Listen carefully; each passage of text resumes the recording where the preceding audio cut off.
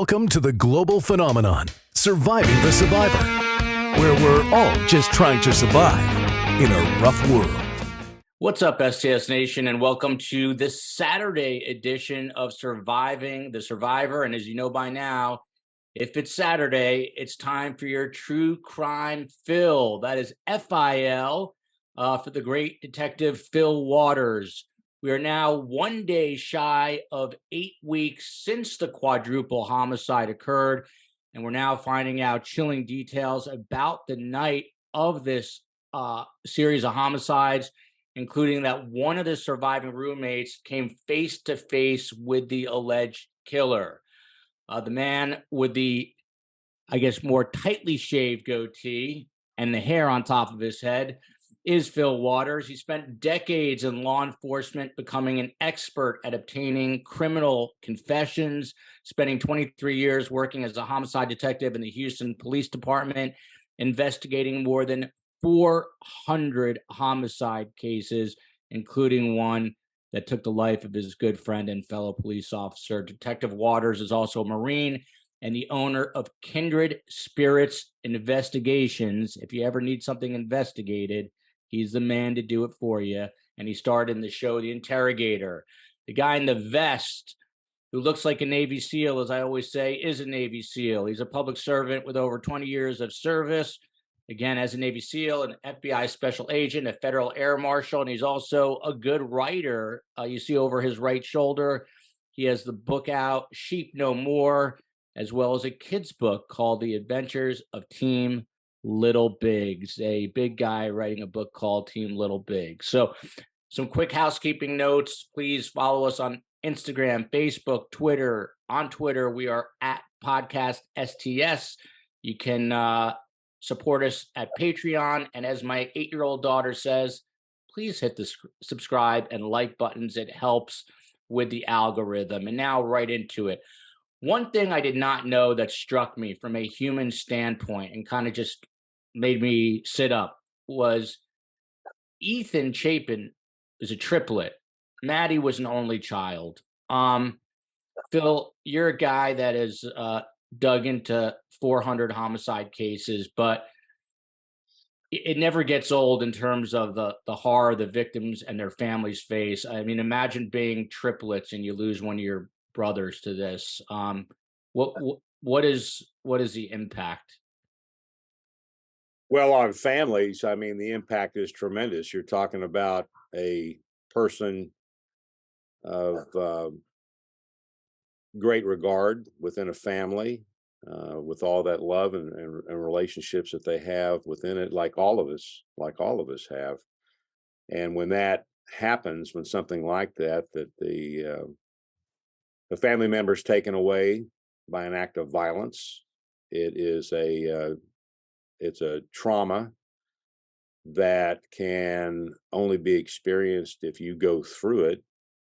I have had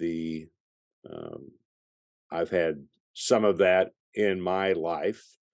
So, and of course, in sharing with families over the years, sitting in living rooms and having to make that notice, it's heart-wrenching. And one of the things that I just did not like doing was knocking on that door in most cases in the middle of the night. And because when the police knock on your door in the middle of the night, especially a homicide cop, it's never good news. So How would you, I'm sorry to interrupt, but I'm curious, how would you, the door opens, how would you address the family? Well, I introduced myself. Of course, the minute I introduce myself, the look on their face is stark. They know what's coming. And it's just a matter of which family member is it. And then I'm pretty straightforward, and I don't think there's no way to deliver this thing in a roundabout way and deliver that kind of a message. So I was pretty straightforward with that delivery, and I would tell them that I was there and regretted to have to inform them that whatever their family member's name was um, has died. And then they're going to ask me how and what, and then I will, at that point, I'm going to be invited into the home and try to explain to them at least what we know at that time about what happened to their loved one. And now, Maddie's parents don't have any children. It's just a horrible situation all around. Obviously, big news with the probable cause affidavit. To you, Jonathan, um, the question we still don't know the answer to is why. A very basic question. After looking at that affidavit, do you have any better idea about how to answer that question? I don't know if the affidavit gives us any inkling of motivation, but I will tell you that when we look at the Seven Sirens Brewery, which is in Pennsylvania, and the reports that have come out of there, what what I've seen is that he was stalking women. So I don't know if you read the story about what he did there, but he was in that brewery more than once, and it was so creepy that the bartenders put a note on the register that said, if this guy runs his credit card, just watch out because he's very creepy. And he would strike a conversation up with women, and eventually it would come out like he would ask them if they live alone, those types of questions. Um, and he was very forceful. And I guess from the description they gave, when they weren't interested, he would become agitated. And then when the manager actually went up to him, he never came back. He denied it, and then he never came back. So I think when we look at that, and then we look at his um, his tactics within that house, if we look at the fact that he was apparently stalking at least the neighborhood and in the vicinity of that house, and then how he reacted when the one girl came out of her room and saw him, it's it, it's very reminiscent of the way that he behaved in the brewery. So even though in the brewery he wasn't killing anybody, the response, you have to remember, for people like this, they have no empathy, and their conscience is not the same as ours. So if they react in a way like in the bar he reacted, the possibility of him reacting the very same way when he's actually in involved in a murder is going to be similar. Because for you and I, if we go and we have a deep discussion with somebody in a bar and it gets heated and we walk away, we're going to see emotion.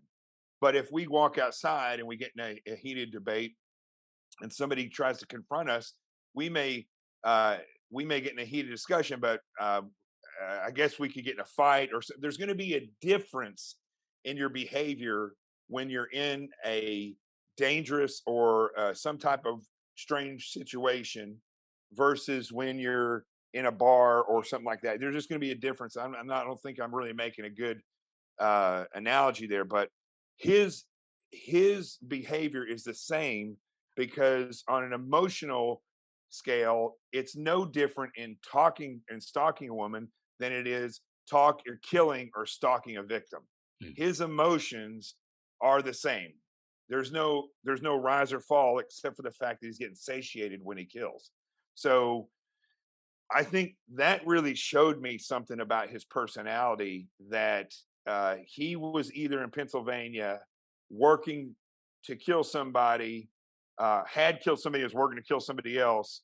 Um, but I think when we look at what he did in Idaho, it was similar, but I think he was sloppy, and I think that also comes into play is the fact that he is a he's a recovering. There's no such thing as a former heroin addict. He's a recovering heroin addict, and so he probably has a substance abuse problem. And I would not be surprised if he was intoxicated in some way, shape, or form when he's in that house and just made ridiculously stupid mistakes. For somebody who did that much stalking and that much surveillance, went in, left the sheath behind, stepped in the blood, and was caught. So, that's where I think we can get a lot out of this. And then also afterwards, after the crimes happened, uh, the way he departed, going south instead of going north to where he lived, coming back to the scene later on that at 9 o'clock in the morning, probably realizing that he didn't have the sheath for his knife, and then his actions after that, changing his license plate and his registration for his car to get it scrubbed, to take the car all the way back to Pennsylvania. I think we're seeing somebody who's trying to think their way through something that they've done to kind of cover their tracks. And so the totality of all these things shows me somebody that has a pattern of behavior, of stalking, denying what they've done. And then when he has actually done the attack, the way he reacted is very predictable for somebody who thinks they got away with it, but are trying to make sure that their tracks are covered. The one thing I did want to ask Phil, though, that I don't find it implausible, but the fact that the car in the affidavit was rolling around the neighborhood, and then it appears to stop because there's no other sign of it on the camera for just over 15 minutes. I mean, he went into this house, got into the house, and killed 4 people, and got out and back into his car in 15 minutes. Now, that's not unheard of. Doesn't take more than, really a few minutes to kill somebody with a knife. But that's a very, I don't know. The thought ran through my head that possibly there's a driver of the car and wasn't driving the car. Somebody else was.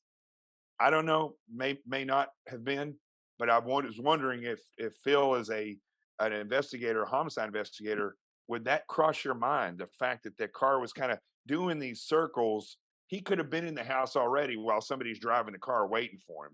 I don't know. Well, certainly that's something to consider, and I'm certain that they did. If you remember when they first put out the bolo on this car, they were talking about wanting to speak with persons in the car, plural. And I don't know if that's an indication that they had picked up something, because what I think is great about this affidavit is that's what I have been saying the entire time this has been going on, is to let them do their jobs. This is Right. this affidavit is a reflection of Detective Work 101 and Homicide. Yeah. They went in there, they processed that scene, and they let the evidence lead them to this evildoer.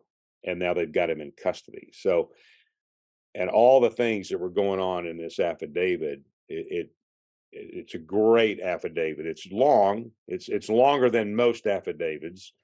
Excuse me, but there were so many moving parts in this scene that it had to be a little bit more lengthy, because they had to connect a lot of different affirmative links just to get to the probable cause. And then they had direct evidence with the DNA off the sheath. There's always that possibility, Jonathan. Excuse me. There's always that possibility that, yes, there's somebody else in the car. However, it is not unheard of that he could have done what he did, gotten in the car, and within the time frame, done everything he did in that car. Excuse me. I would have, the reason I'm leaning more toward the fact that it was him and him Right. alone, is what he did afterwards, and what he did before. And he's been, he gets, this was such a collective effort. The Washington State Police, they go through their database of who's got these Elantras, and they find his car, and they go over there, and he's changed plate. So there's a whole lot of things going on at the same time, and he looks to me to be, now seeing him and reading the affidavit and having a better understanding of how this all manifested itself into this mass murder. He appears to me to be a loner. Yeah. If I'm doing a psychological autopsy on this guy, just what I know about what I've read in the affidavit and what we've talked about, he appears to me to be a loner. So the suggestion that he had a Confederate with him driving the car, while that does need to be considered, I think now I would eliminate that. I think, and if I'm doing this investigation, then I think we got a guy he's, it's kind of the typical, they go talk to the people that knew him before, it's always the same, right? Yeah. Oh, he was awkward, he was this, he was that. And he is, and what you're addressing, Jonathan, this didn't happen in a vacuum. Right.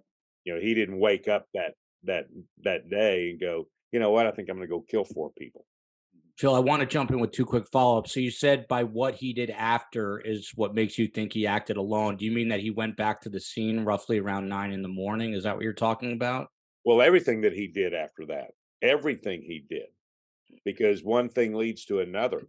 The fact, we've always heard, anybody that's been in law enforcement or in detective work or investigations has always, the old adage, the criminal always returns to the scene of the crime. Now, that doesn't always happen, but there are many times where it does, and this is one where it does. And I think I agree with Jonathan. I think he may, when he realized that he had lost the sheath, that he is going back to see if he might have an opportunity to go back into the house and look for it.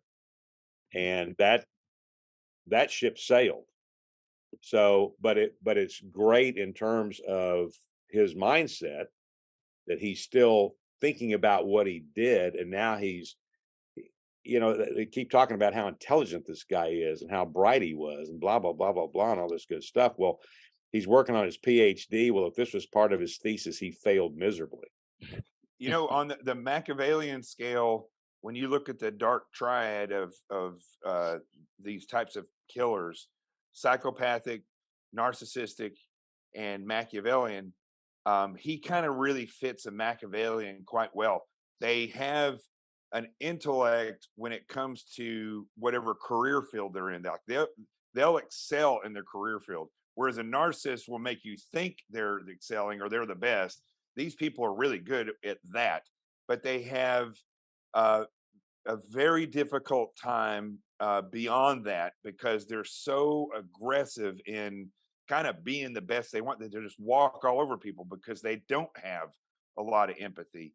And oh yeah, he's got none. Yeah, well, that's the mark of a Machiavellian. That type of person, right? They're not empathetic to anybody. Yeah.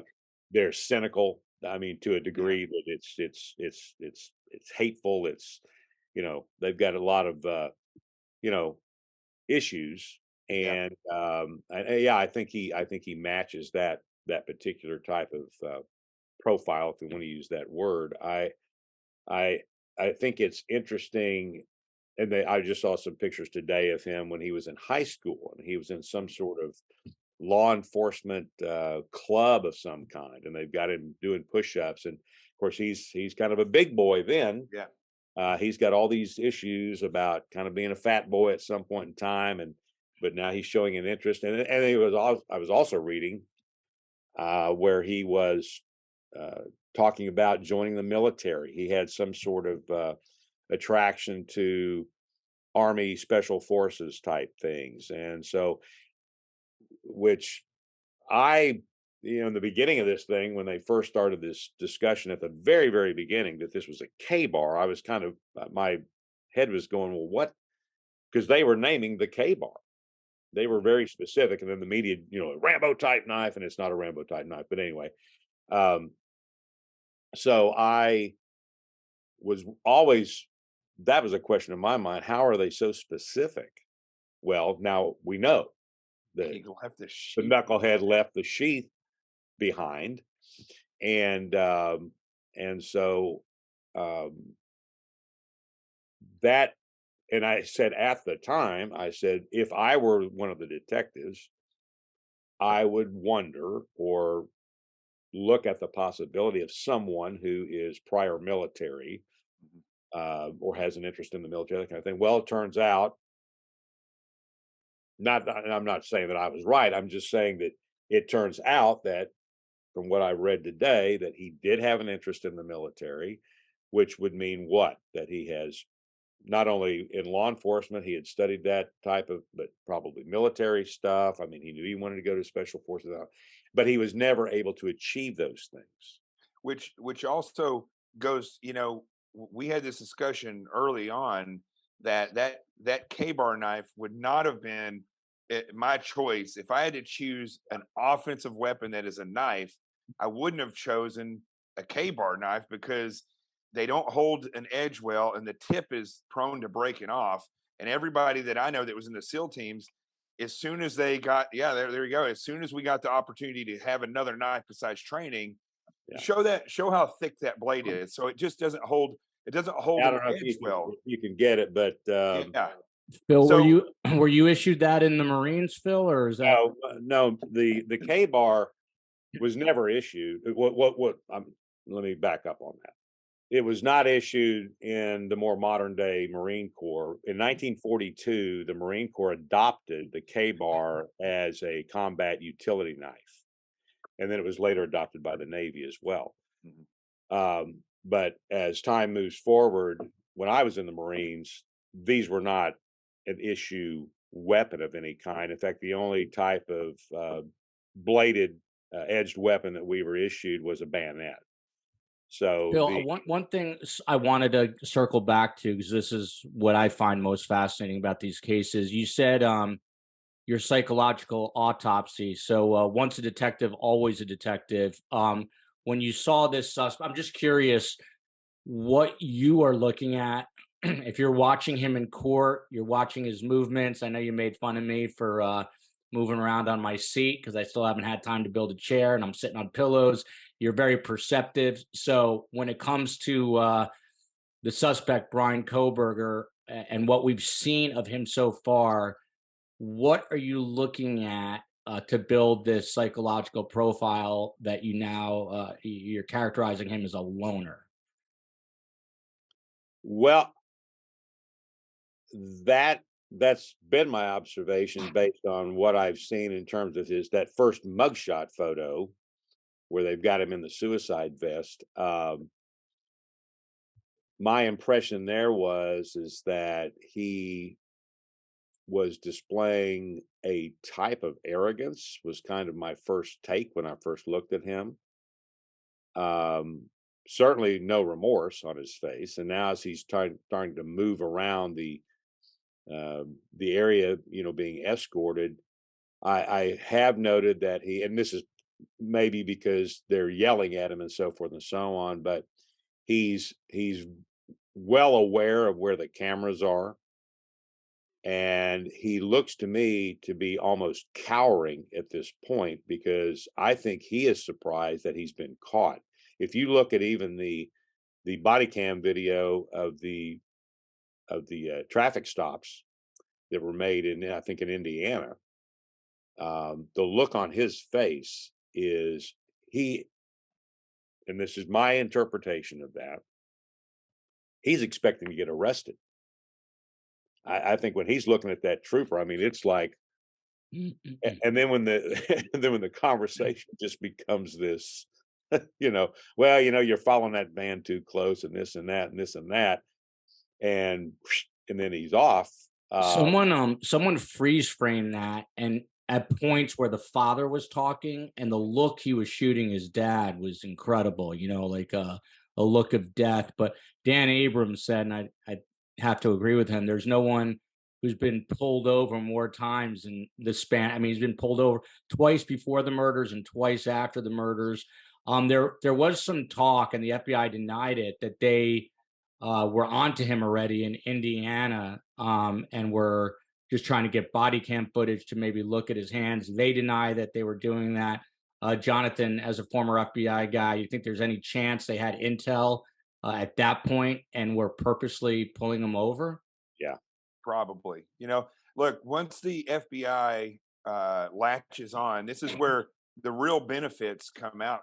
The way that they did this, the way that these police agencies work together, the benefit of the Bureau is that once, not just the scientific stuff, but once a suspect leaves one location, the FBI has the entire nation. We can do surveillance all across the country. I've been a part of a surveillance before. I didn't get out of my vehicle for 14 hours driving from New York all the way down to Washington, D.C. And then we handed that person off to another field office, who then followed the guy for another day and a half. So we can follow them all the way across the United States, and we'll work with police departments to pull people over.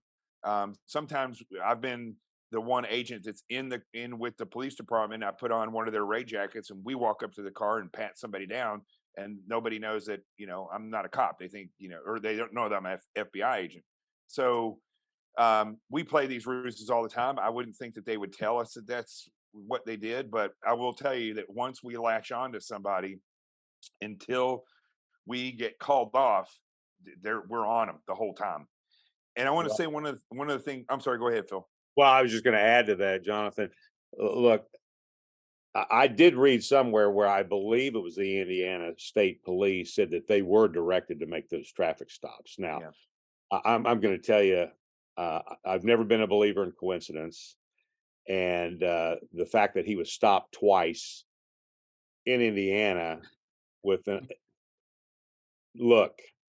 They were on to him at that point in time. And I can tell you right now that, and it's in the affidavit, they were using the cellular analysis survey team. And now those guys are doing the analysis on the phones and so forth and so on. However,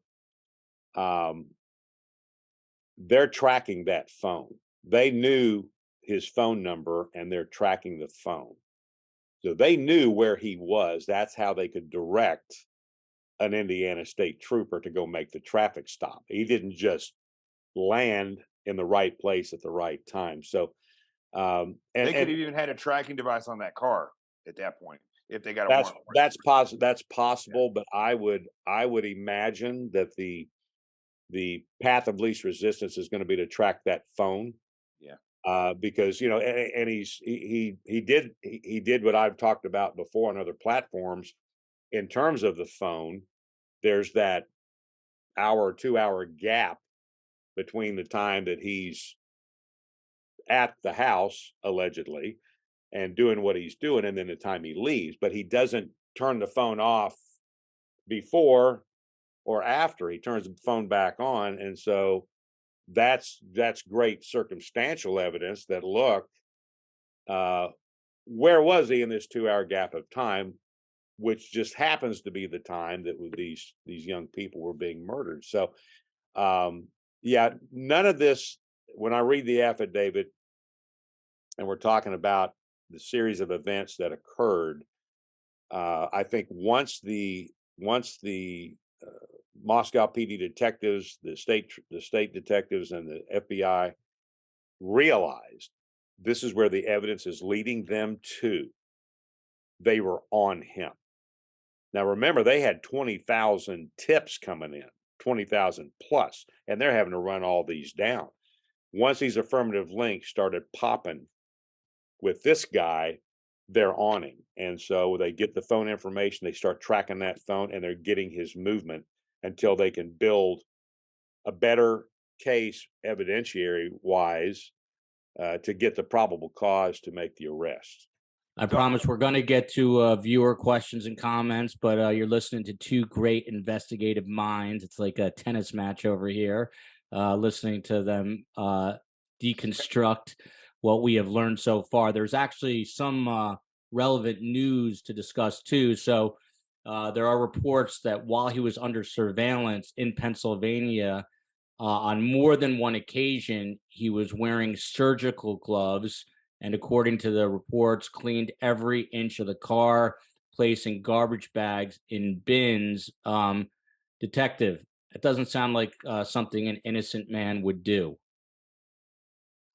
Well, I don't know that I would. None of us are innocent, so I'm not sure I'd use that term.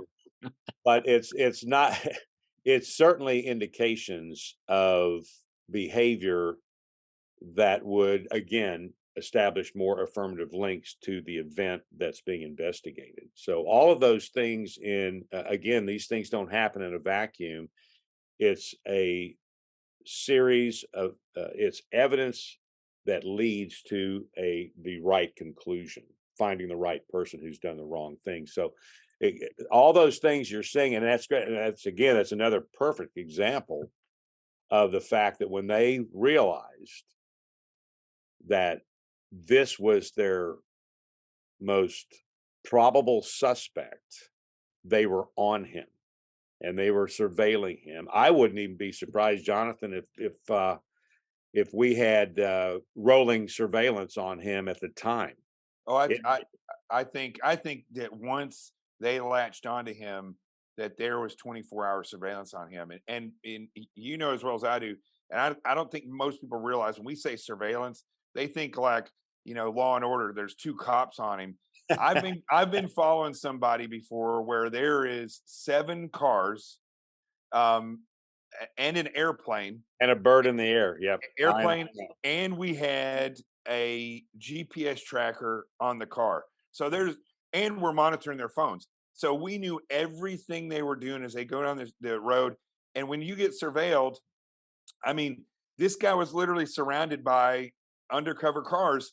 There were cars in front of him, there were cars in back of him. So cars will get off the road and allow the guy to keep going so that but there's cars in front of him, so he may think, well, that car just turned off, but there's also 3 cars in front of him and one beside him, and an airplane that can see him from thousands of feet up.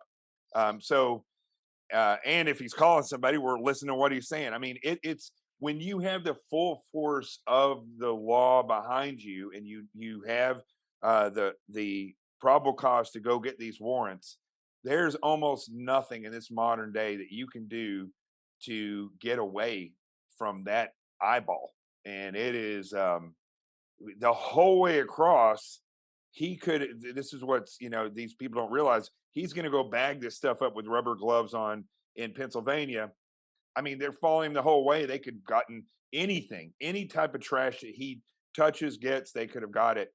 I have a feeling, though, at that point, they probably had all they needed, because when he left his home, I would not doubt that they were already searching that home that he just left by the time he gets on the road somewhere.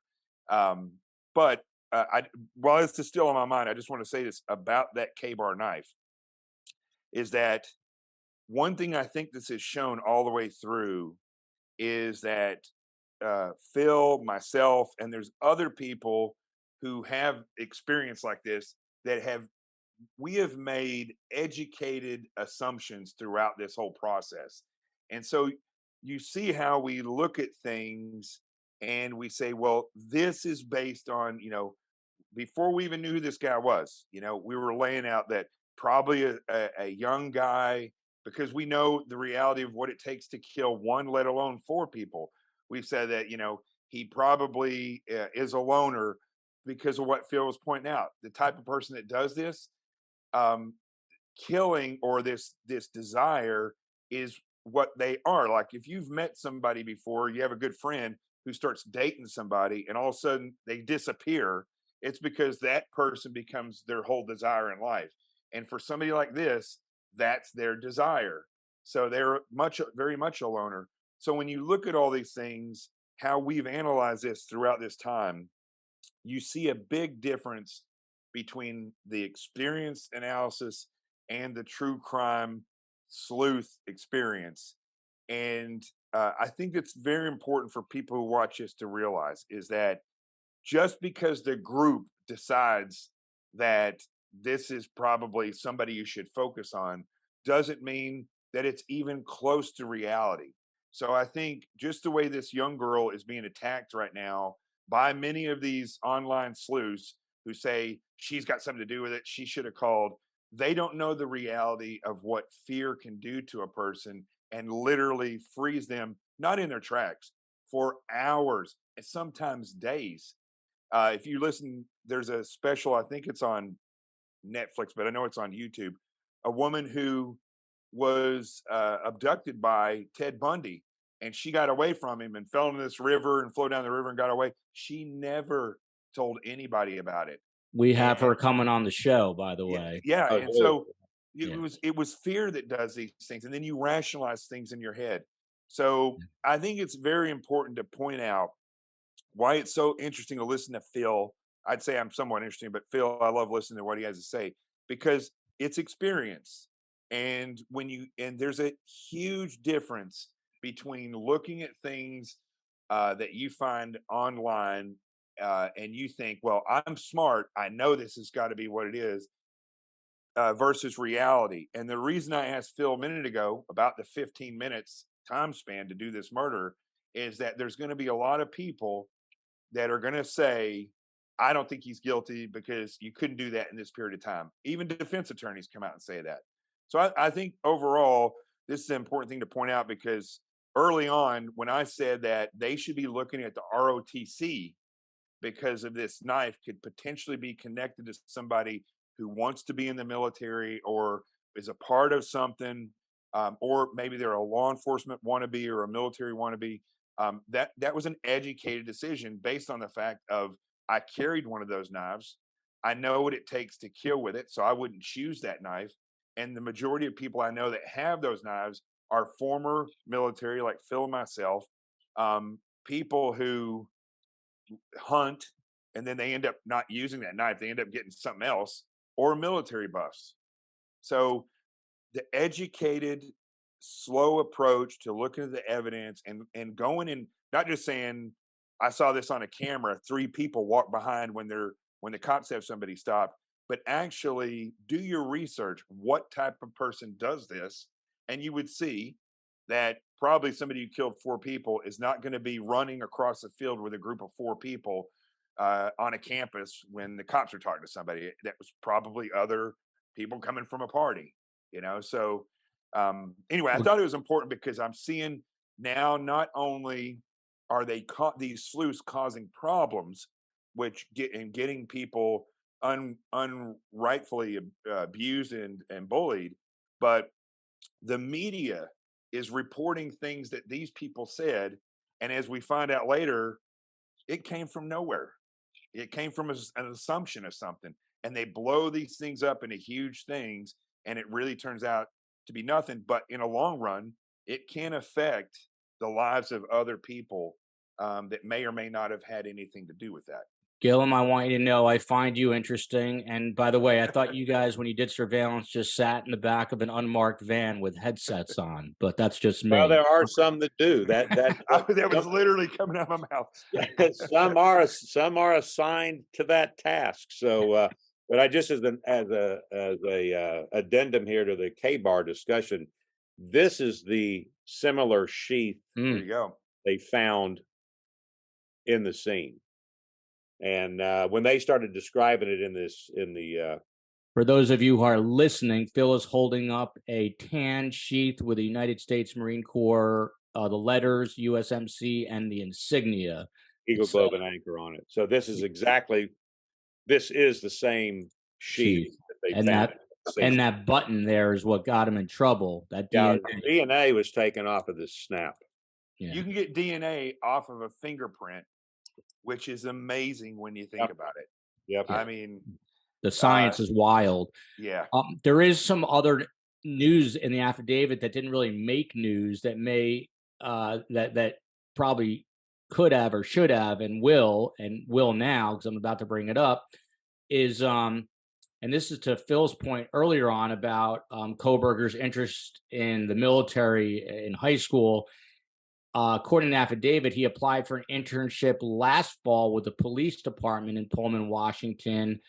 In an essay he wrote for this internship, Kohberger wrote, and I quote, he had an interest in assisting rural law enforcement agencies with how to better collect and analyze technological data in public safety operations. So, I mean, Phil, again, this guy wanted or was fascinated with law enforcement, but I mean, you're the sort of psychologist, more of a psychologist than most by trade. Why did he, as they say, why did he break bad? Why didn't he go into law enforcement? Why did he kill people instead? Well, I mean, who knows? Yeah. That's yet to be determined, I guess, until we can find out the why.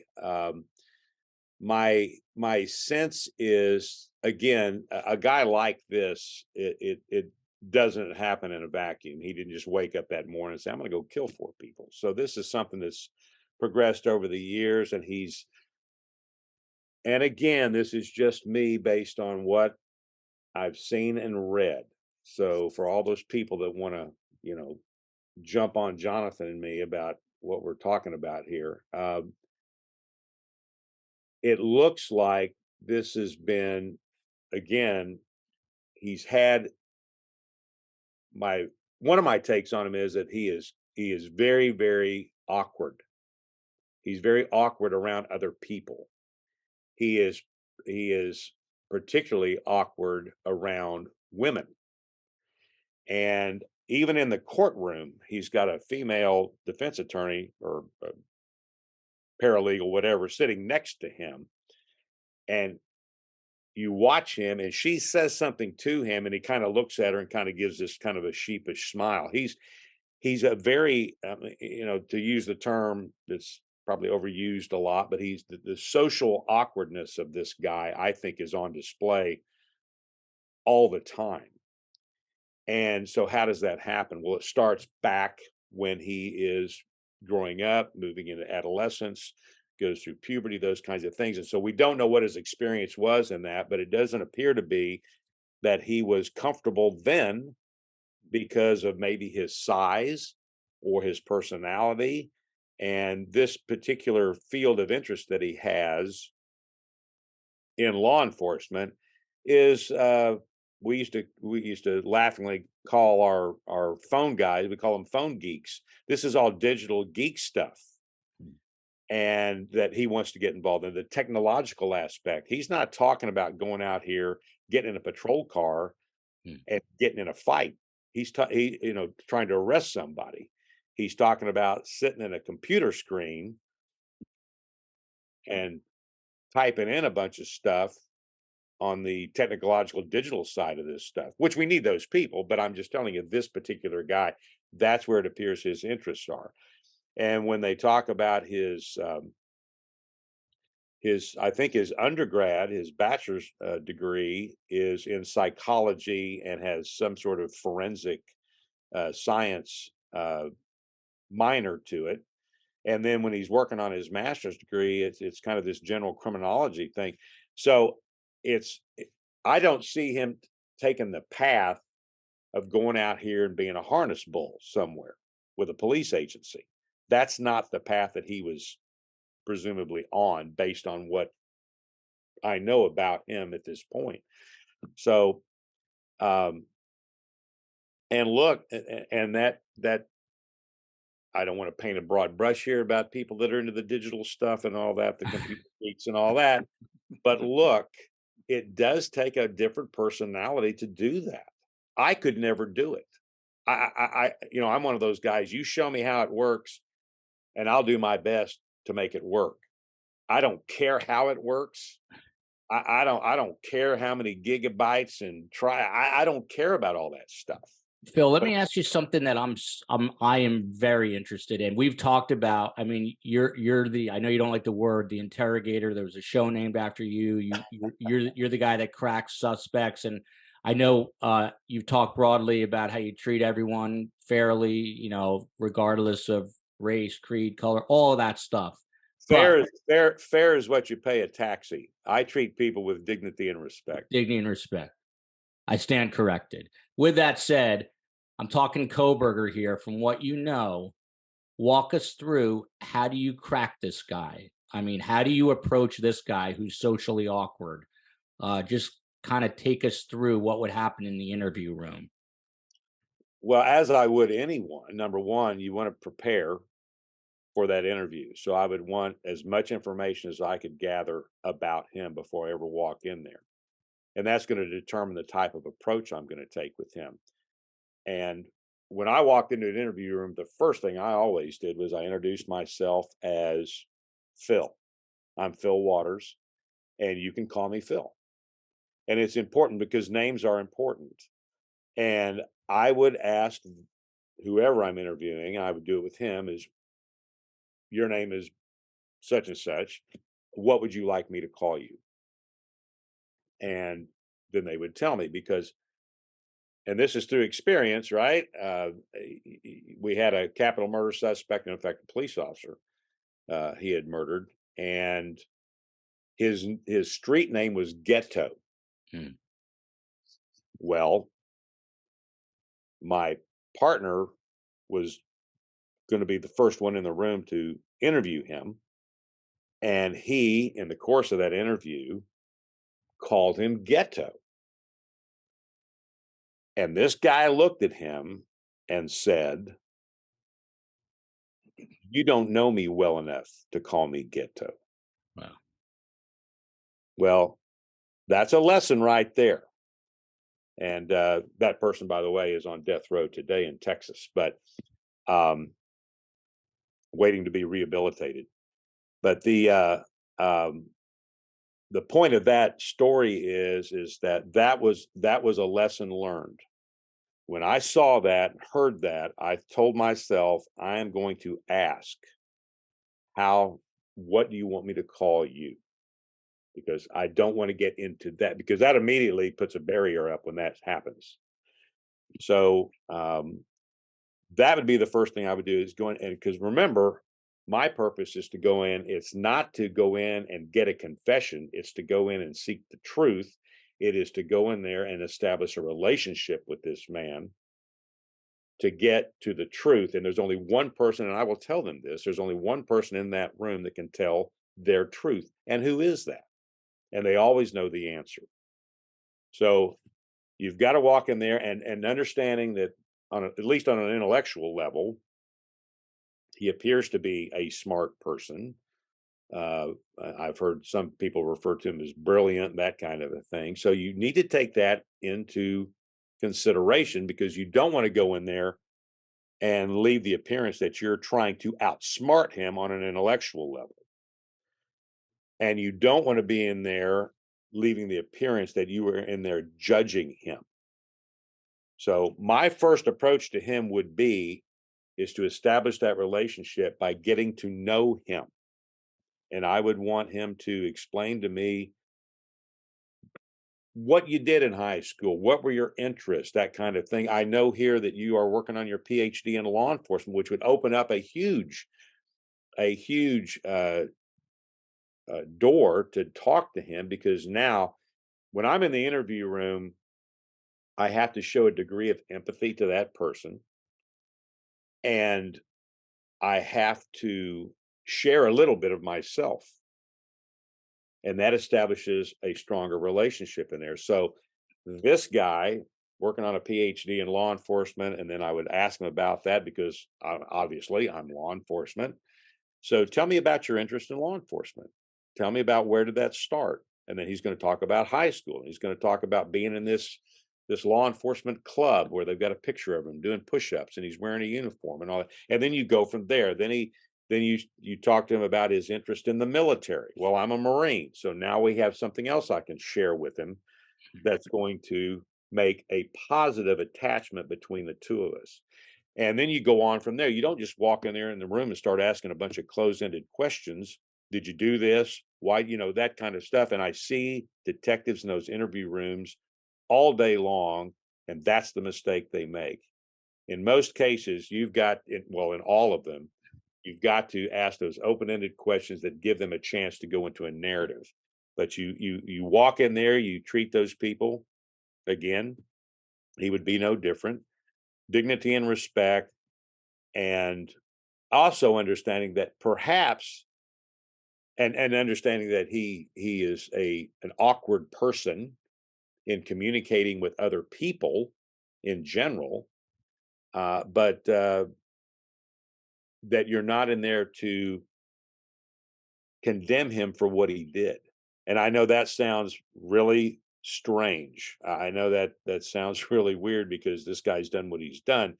But if the purpose is to get to the truth about what he's done, you're not in there for the purposes of figuring out what kind of charge you're going to charge this guy with.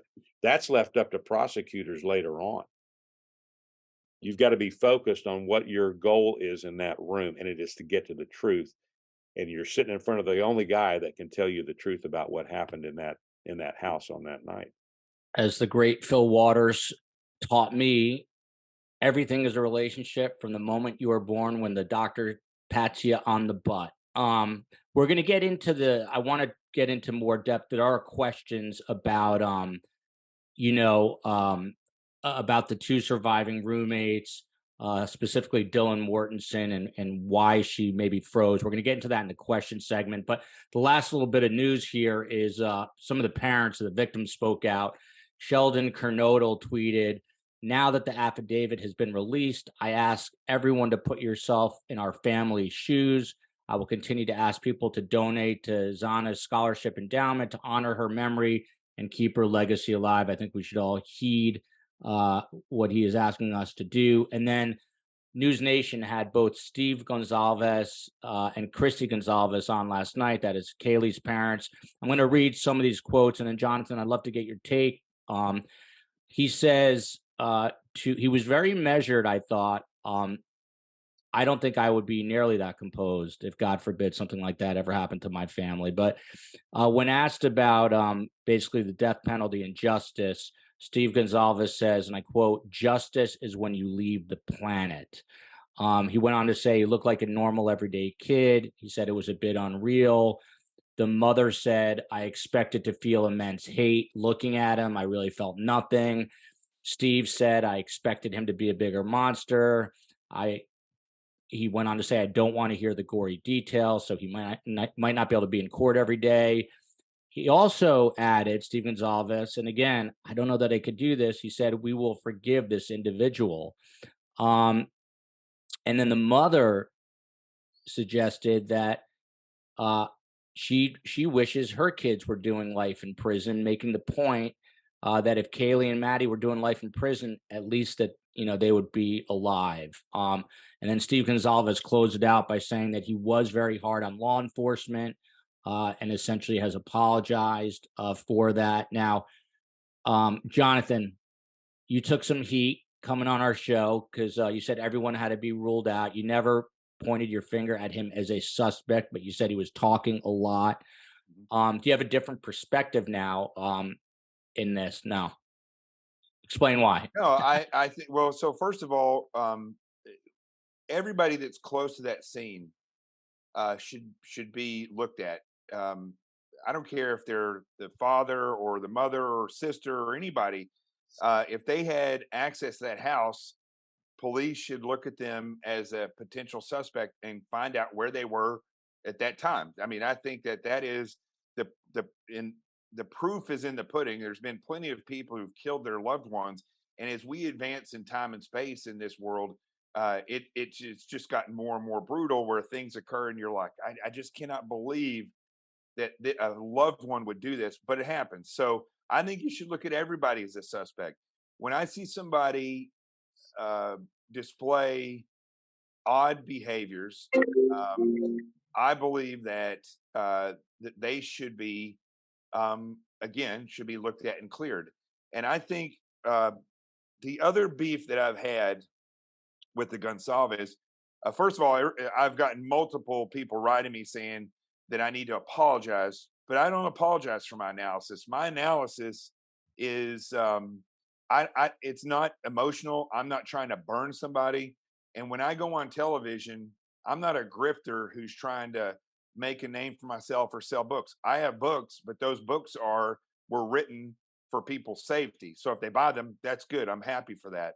But I go on television and radio to inform people that, that this is the potential of what could be the case so they can learn, because this isn't a one-time thing.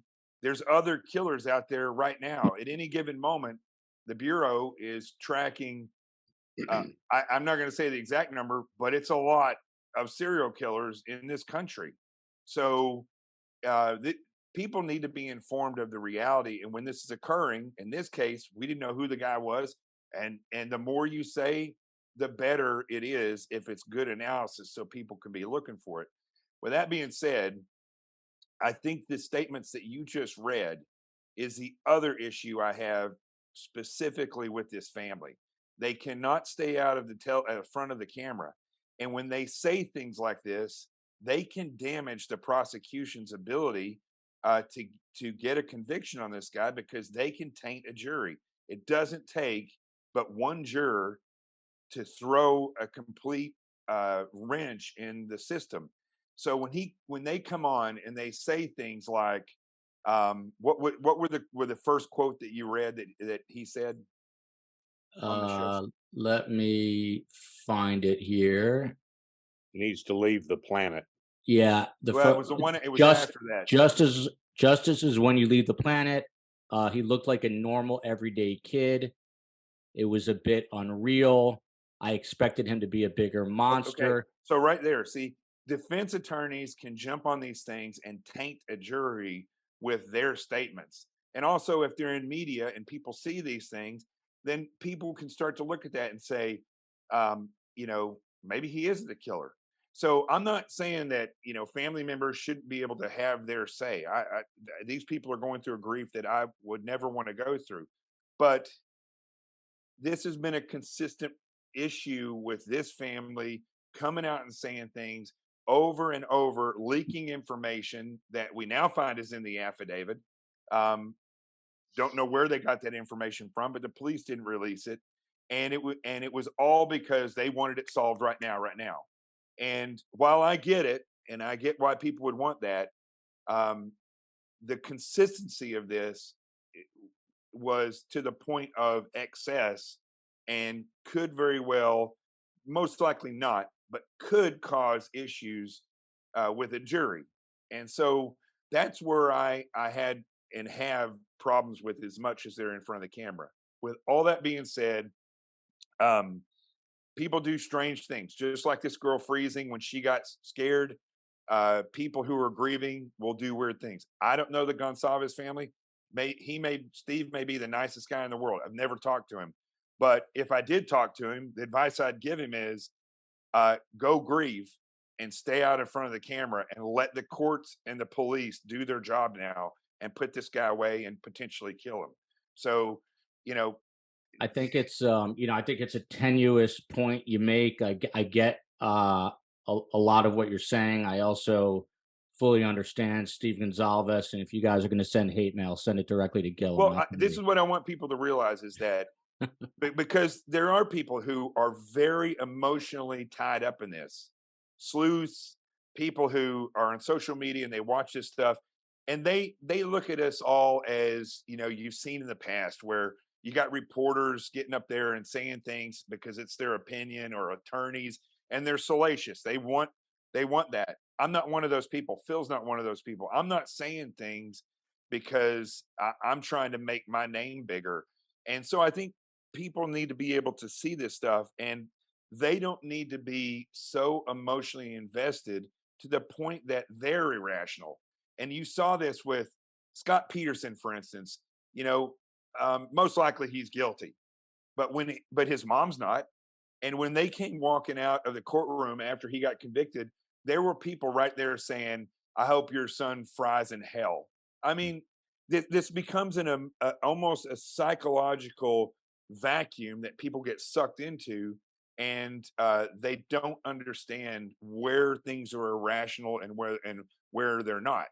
And so they themselves end up getting into a frenzy that if they took a step back and said, you know, I can learn from this. That's the important part of this, because people keep continuously writing and saying, you should apologize. He's grieving. There's no way a father could have ever done this, or could be a suspect. And I would just tell people, you need to learn from this, and you need to go look at the other things. This psychopath that killed these people, there's tons of cases where a neighbor, a loved one, a former boyfriend or girlfriend kill, and they kill with no remorse whatsoever, no empathy. And then I want to say one other thing. Sorry to be so long in this, but getting back to where he probably became this way, I think it's very important to point out this. And I don't have a beef with fathers. I know people are going to think, man, this guy just hates fathers, but Kohberger's father is also very odd to me. The fact that he came there, I don't know when this was planned, but he came there after the murders and then gets in a car that I know for a fact he knew that they were looking for a white Hyundai Elantra in that area, because when they got pulled over, he referenced the shooting that happened at his school. So I know that he had been watching the news.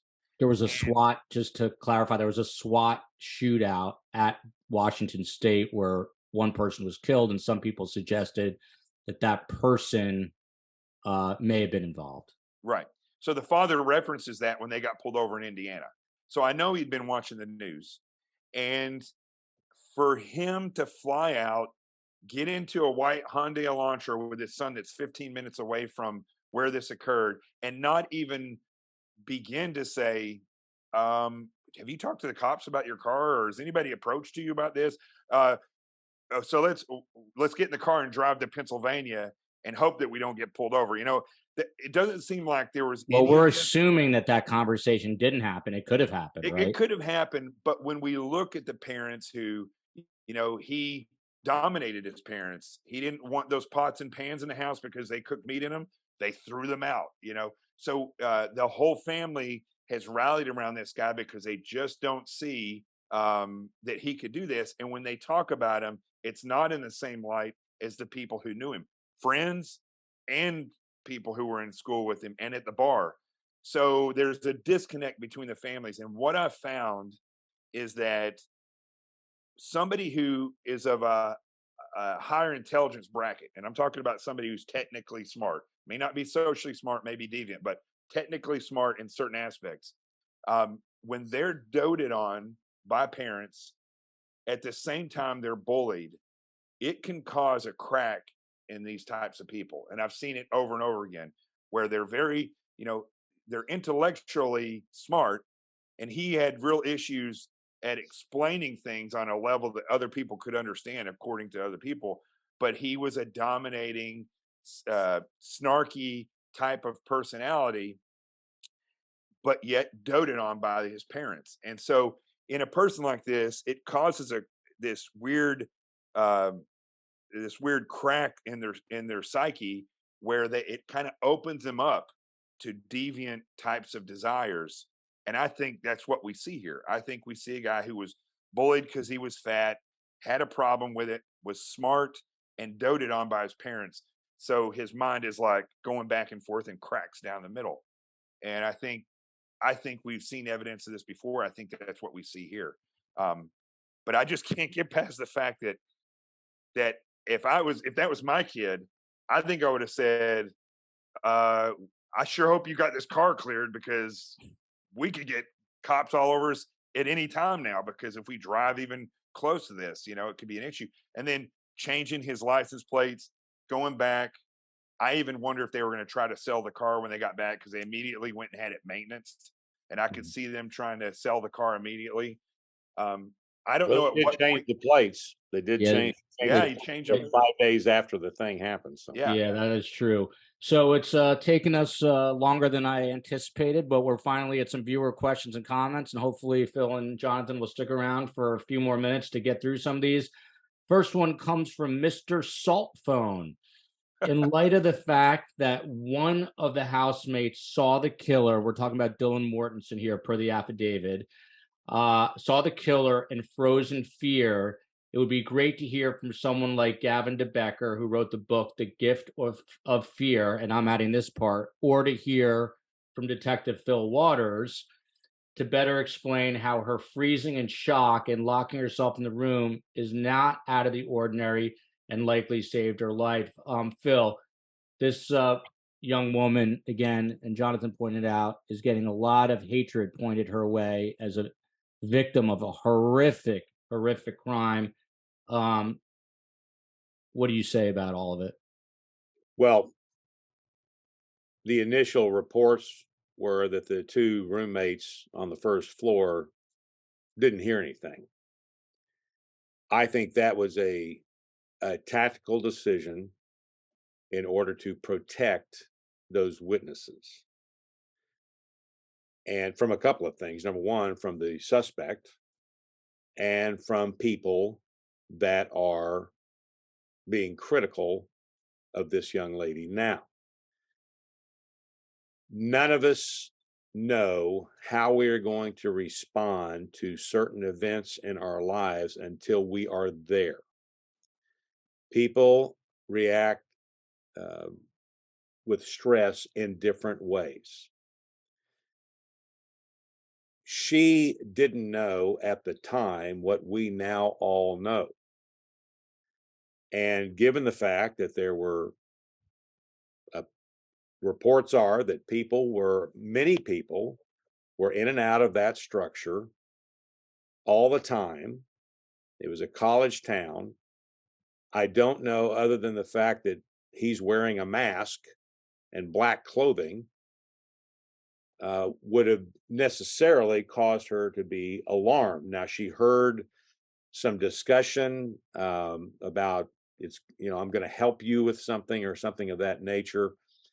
And I'm not clear where she was when she saw this guy. My impression is that she's looking out her door and sees this guy walking toward her, and she's able to, at least there's enough ambient light there that she can see that he's got a mask on and he's got black on and he's got bushy eyebrows, which I thought that's an amazing observation on her part. And then she sees him walk out, I think, the back sliding door. So at that point, she closed the door, locked the door, and got in her room. And so given the circumstance,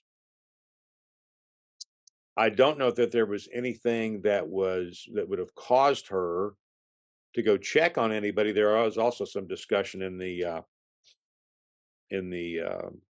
affidavit about an order being placed. So, when all this stuff is happening at that moment in time, and remember, this is all happening in seconds, in very few minutes. I mean, this is moving through time. This is not, okay, this happened and she saw this and then they all stopped and what is happening? This is very fluid when all this is going on. So I don't find it strange that she responded in the manner in which she did. Now, especially based on the affidavit. Well, people say she froze, and they can relate and understand. The trouble a lot of people are having is, why was the 911 call made so many hours later? I think it was passed 6 out. She went in hours. there. I wouldn't doubt if she was intoxicated, and she went back in her room, frozen in fear, didn't hear anything else, and fell asleep. And saw the guy leave. I mean, Yeah. At that point, there's no longer a threat, and somebody's in the house, and that's it. So I agree with Jonathan. I mean, we don't know what her circumstance was, but I can tell you that judging this girl and saying she froze and all this other stuff, look, what happened is what happened. And I don't think there's anything weird, strange, nefarious, or anything else on the way she responded. I don't think we know to to a degree of certainty when the 911 call was made. Now I know we were told what we were told, but we were also told that the witnesses didn't hear anything. So I'm just saying there's a lot of things about this investigation that they put enough probable cause in here. This was a lengthy probable cause in my experience, but they had to put these affirmative links in here to tie this thing all together. But remember, this probable cause affidavit is just that. This is not all the evidence in this case. And they're not going to compromise what they have in this probable cause affidavit. And so again, I'm going to say it again, people need to let the people that know what they're doing do their jobs and bring this to a successful prosecution. That is the goal now. Regarding what Jonathan was talking about with the family and getting out and speaking, I agree with him to the extent that it is never a good idea for family members to get out there and get in front of microphones and start making statements unless it is coordinated with the detectives. If they want them to get out there and let's make an appeal. I mean, I've had people come up and we get a Crime Stoppers thing together and it's a big deal. It's a production, but you've got law enforcement standing arm in arm with those family members in support of them. And I've had a couple of cases where I've had a family member who has just gone off the rails because they are so affected by what has happened. And I understand that. But they do not, and I've had to call them into the homicide division and sit them down and explain to them, you are not helping this investigation. I understand how you feel. I get it. But to stand in front of a bunch of media and start saying stuff, you don't know how that is going to affect this investigation later on. And to Jonathan's point, you may say something that ends up nullifying a jury in some way, or the jury pool. So you need, I'm telling you, it's heartbreaking, but it is something that has to be done within the control of that investigation. And many times family members are just, they're not controllable. And that's because of their grief. And I get that. I want to make one comment regarding Dylan Mortensen. We had Kerry Rawson on the show this week. She is BTK, the infamous serial killer's daughter. 18 years later, she's still completely traumatized, very open about it. Sure. Dylan Mortensen went through something that will haunt her the rest of her life. I don't think she'll ever be the same. It's going to be impossible. And I think there needs to be a very large degree of empathy and understanding for her situation. It's not for us to judge. People can be haters, but try to always see yourself in the other person's shoes. Can I say one thing real quick, Joe? Yeah. Along with that, don't get sucked up into the hive mentality. I mean, it's fun to be a part of like a true crime group and try to figure things out, but don't get involved in this hive mentality of going after people because you guys have built a perception of them. You don't know them. You have no idea what it's like to be in that situation. And so it's better to be professional. If you want to be one of these people who's an amateur investigator, be a professional. And it's going to help you go much further. And I want to say one other thing real quick. The question about Gavin DeBecker and the gift of fear. So there's a chapter in my book called Fear is No Gift, right? And I've always had heartache with Gavin DeBecker because Gavin DeBecker was never in law enforcement, was never in the military, and he writes this book, and because of Oprah Winfrey, he got famous. And that book. Now I know who to bring on with him. Yeah, I'd love it because his book talks about about the signals that you get once you're already in a situation. One of the reasons why I wrote Sheep No More is because people have to understand there are vulnerabilities, there are critical areas and critical times that you can understand and eliminate in order to avoid that as much as possible or never go into a vulnerable area. And we have to watch out for when we listen to what people say, take it with a grain of salt because they may or may not be experts. I'm glad that they brought that book up. Not that the book doesn't have something to offer, but you have to realize that when you look at these things, when you say, "Oh, that person," I'm going to listen to what they say. They may not be an expert. They may not actually be giving you real information. They may be giving you something that's gold plated and it's really just metal on the inside. So pick your sources and your resources very carefully and try to mimic the understanding and the knowledge of people who are real experts. Next comment, and we'll try to get some shorter answers so we can get through a few of these. Pamela Sosby is the next commenter. I wonder what Bryan thinks of his beautiful blonde attorney. A lot of people have pointed this out. Her name is Ann Taylor. I can't imagine having to defend him. She definitely has a job to do.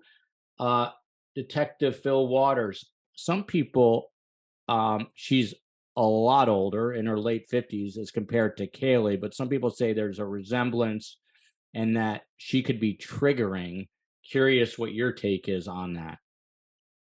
Well, many times these defense attorneys are going to present the image that they want to project. I'm not saying that happened here. I don't think it's, again, I don't believe in coincidence. So I don't think it's a big, I don't find it strange or odd or anything else that his attorney happens to be a blonde. If you were her, would you be nervous being around him? If I were her, well, I know a lot of defense attorneys that have been nervous around their clients. She has a job to do, and he, under the Constitution, he deserves the best defense that she can present for him. So I don't think, I'm sure she is business, and whatever kind of nerves that she may display, she's not going to display it in front of him. And I think he's to the point now where he probably realizes that she's the only person on his side in all of this at this point. Next comment, Mrs. Hancock 4124, Jonathan, for you. Leaving a knife's sheath with a thumbprint on its snap next with a thumbprint on its snap next to two bodies. Bryan well have sorry, I'm having trouble reading today. Bryan might as well have left a confession letter behind. I mean, this was a real bonehead move for a guy that is some people are building up to be this brilliant killer, right? I mean, Right. it's about as dumb as you can get. Well, he may be a brilliant guy in academically, but doesn't mean he's a brilliant killer. And people who've been trained to kill, that's what SEALs do. That's what Marines do. We're trained to understand the reality and the psychological aspects of killing. And when you look at, so you're training people to go into war. In the SEAL teams, we, because we're a small unit, we train for hand-to-hand combat as they do in the Marines, and we train to do missions where we can go in and we may have to take somebody out in this small area. So we go through an immense amount of background information that they train us. I actually went to an autopsy when my platoon went and saw an autopsy. I mean, that was one of the ways that we got our minds into seeing all this stuff. The psychological aspect alone for killing up close and personal with a knife is tremendous. When you are also, in the case of this guy, satiating a deep desire, it goes on a completely different level because you have to realize on an orgasmic level, this guy is being satiated at the same time he's scared because he doesn't want to get caught, and he's in an environment where he's having to be super sneaky and dominant. And for an individual who is not dominant on a daily basis, becoming dominant in that moment is an act. It is, I mean, he was definitely dominant in that area, but it's the equivalent. I remember my Jack Russell Terrier, he thought he was a lion, But one time he started getting a fight with a bigger dog and he bit my hand. And then he was sitting there shivering like crazy. So that's the kind of equivalent of these people, is that they, in their moment, they'll go in and they'll dominate somebody asleep or somebody that they can surprise or do whatever and kill them that way. But if you were to approach him and get in his face, he's probably very docile and very kind of closed off. But I don't think that he's an incel. That's one thing I wanted to point out. He doesn't seem like somebody who was driven by a hatred of women because he couldn't get a date. He looks like a guy who could probably get a date if he wanted to. So I don't think that's the case. But I do believe We had Dr. Shiloh on from LA Not So Confidential, who's a profiler. She said the exact same thing as you, not an incel. And I think the nature of the killing and the tactics that he used before we even learned who he was, I could see that was probably not the case. But I think what you see with leaving the sheath behind, there was a footprint that they used luminol to find that with the blood. I think these were mistakes that this guy made because he's not trained in killing. Killing over and over again will lead these people to understand I can do this or I can't do that. And killing one person at a time is totally different than killing 4 people in a small setting. Now there's so much more places to mess up. And I think dropping that sheath was a God wink. I think he didn't mean to. God may have reached out and flicked that thing right out of his hand and it landed on right there in the scene. And from that point forward, besides the footprint, now he's connected with the scene. And I learned about God winks, and I know Phil knows this. I went through the NYPD homicide course, and it's an incredible 2-week course where you kind of get certified to be this homicide investigator. I learned more in that course. That burning course, Gilbert. Yeah, I've been through that. I learned so much in that course. And one of the things that really stuck with me after that was there was a guy from New York who worked in the school system, but he had a fetish with fire and children. So he would go down to South America and they put the stuntman gel on these kids, on their pants and stuff, light them on fire, not to kill them, but so that he could masturbate and watch these kids burning. And so he came back home and he filmed himself thinking that he was going to put that gel on his pants and set a fire so he could masturbate and kind of get the whole thrill of the fire. Well, he didn't know how much of this gel to put on himself, so he literally caked himself in it. And once he set himself on fire, he couldn't put it out, and he ran into the bathroom. And I don't remember if it was the guy that you're talking about, not Phil, but he said, and I want you to listen because you couldn't see it, you could just hear it. He goes, "This is a God wink." And he went to go turn. He was panicking because he's on fire. He went to turn the bathroom faucet on, and he broke it. And then he fell into the tub and burned to death. So these little things will occur, and you're like, how could he have dropped a sheath when his whole thing was get in there, murder, and get out? Every once in a while, God will say, "You're going to leave a sheath behind, and that's going to be your undoing right there." I mean, I'm like Phil. I'm a faithful guy. I'm a Christian, and I don't believe in coincidences. And sometimes these accidents occur where you're like, you look back at it and you're like, man, you wouldn't expect somebody whose main goal in life was to go kill to do something as simple as leave that sheath behind, but it happens. We'll end on this comment and get some quick final thoughts. This one comes from Smash Leal. This one is for you, Detective Phil. I had a frozen in fear dream last night. It is definitely from reading and watching about this case, completely terrifying.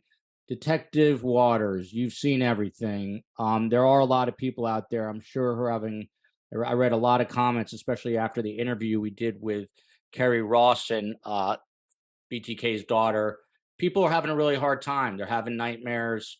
Any words of wisdom from a guy with plenty of it about how to refine that tranquility, especially at nighttime when you're going to bed in light of hearing about these horrible sorts of crimes?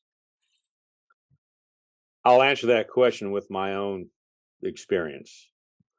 I have people that ask me time and time again, how did you survive um, in a working homicides for 23 years? And I would tell you that I'm grounded in my faith. I'm a Christ follower, and I never walked into any scene in fear of what I was going to see. I knew I had a job to do. I knew that I was put in that place to do that job. So all I can offer to that person is that to examine where they are and where they're going to be, because there is going to be an eternity somewhere. And um, I guess I can best express it in John 1:5. It says, "And the light shines into the darkness, and the darkness did not comprehend it." So I would just say to that person and anybody else that once you recognize what the truth is with a capital T, and you have that ability then to let the light shine into the darkness, your fears in the big picture and in the short term will be, if not eliminated, will be minimized. Very eloquently said. Time for some final thoughts. The man in the vest is Jonathan Gilliam. He's a Navy SEAL. He's an FBI special agent. He's a federal air marshal. He's everything. And he's also an author of the book Sheep No More and the kids' book, The Adventures of Team Little Bigs. Jonathan, there's going to be another hearing, I understand, next week. What are you expecting in the coming days? Well, the case is still the picture of what occurred is still coming together. I think what you're going to see is potentially this guy. He's either going to do one of two things. He's going to clam up and ride the case out, or as the prosecution starts to show what they have, and it becomes clear that his goose is cooked. You may see a shift in his personality, where if he does confess, he will start to ride that satiation, because you have to remember, this guy, his desire was only fulfilled through these dark, what led up to murders uh, and stalking, and so now that's eliminated from his life. So now, typically, what happens with these people is, I wouldn't say typically, but a lot of times with these types of killers, is that they they have to find a way to satiate a desire, so their desire will shift to the point of dominating and playing with the police, with his attorney. Um, if he's killed other people, giving little breadcrumbs of where they are or who they are, so that they can kind of stay on top of this thing and feed this ego, this dark desire inside of them, by kind of murdering over and over again the memory of these people, and showing that, hey, I'm actually a very important person. So you may see this shift in him. As far as the case goes, I think this case is so well investigated already that it's probably going to move quite fast, once they get the whole picture that they can present forward and the prosecutor's ready. I think it may actually move pretty quickly. And I want to say one other thing about what Phil said. Phil's spot on with that. The only thing I would add to it: turn the TV off. Turn the TV off and stop watching, true crime and all these things late at night. Get your fill Keep of YouTube on, keep Surviving the Survivor on, but yeah, shut everything else off. yeah, but watch that during the day. Get that fill in the day, and then at night, chill out. Go to YouTube, turn the Bible on. There's some incredible readers that read the New Testament, Old Testament. Fill yourself with understanding, and let that other stuff at night, let that go, and think peaceful thoughts. Go for a walk, Good, exercise. Great advice. There's arguably no detective in this great land with more experience than Fil Waters. He's an expert at obtaining criminal confessions, spent 23 years in the Houston PD investigating more than 400 homicide cases. If you need help with any sort of investigation, you want to call Kindred Spirits Investigations. That is Phil's company. He's also the former star of the show Interrogator, but we'll call him the interview man. He doesn't like that word.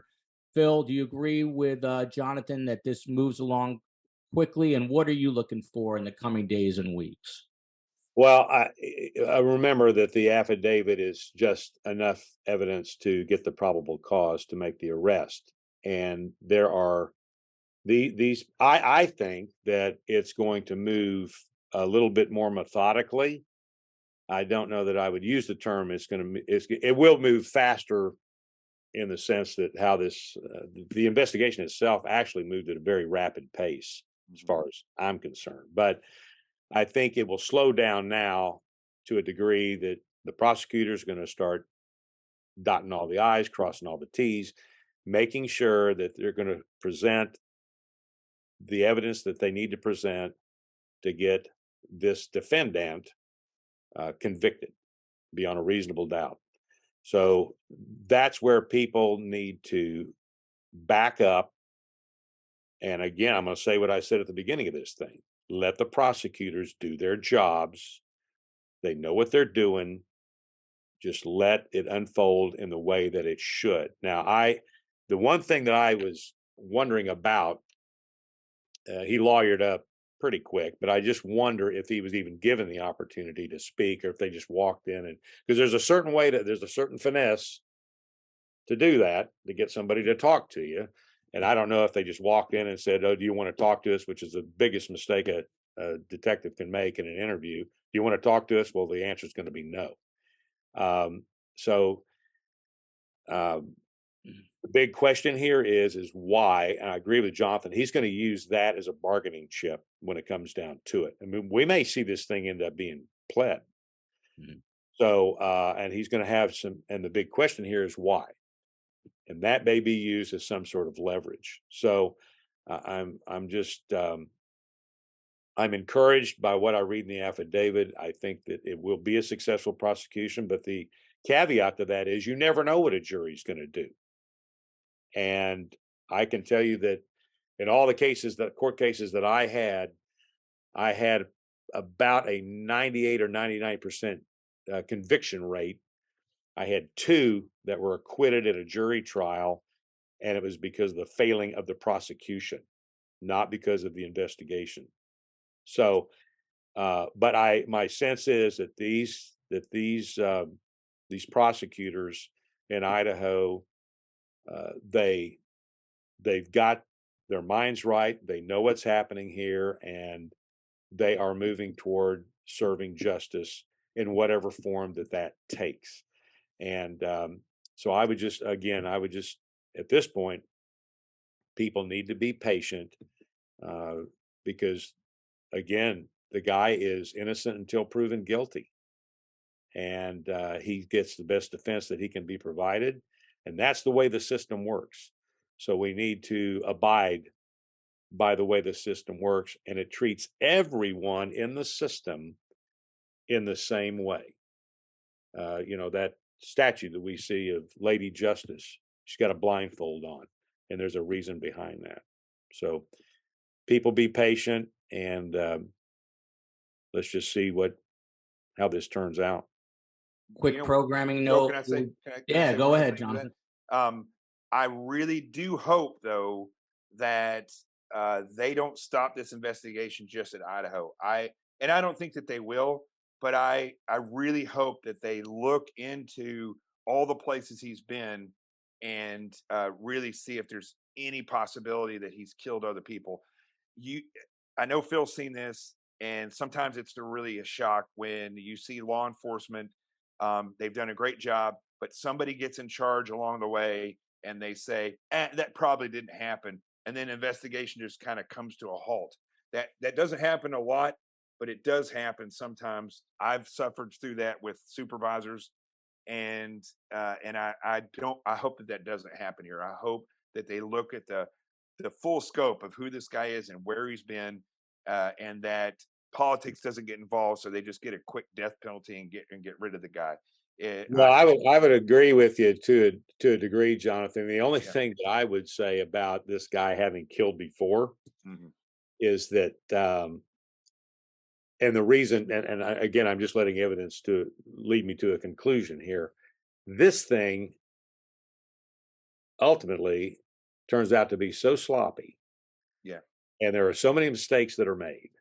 If this guy was, and I don't even want to, the Ted Bundy factor here, if he was as clever and as intelligent in the way he carried out his crimes as Ted Bundy had been, then I would say that perhaps we've got some prior killings. That's not to say that it isn't, but I think this guy, I think this was his first run, and he failed miserably. Leaving the sheath behind, that was just a mistake, and that's why he went back later. I think he went back later because he realized what he'd done, and have an opportunity to get back in that house and retrieve that piece of evidence. So this guy is a sloppy Joe, and that's kind of the way that, and to address, and I don't mean to go on here, but to address the reasons behind this thing, in my experience, people kill for one of three reasons. It's sex, drugs, or money.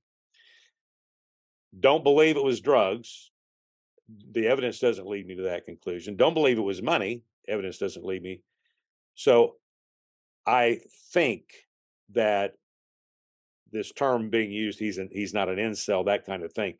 But I think in what we're going to find out is that there, and this maybe comes to talking about what Jonathan's talked about satiating himself, that there is a sexual component to it.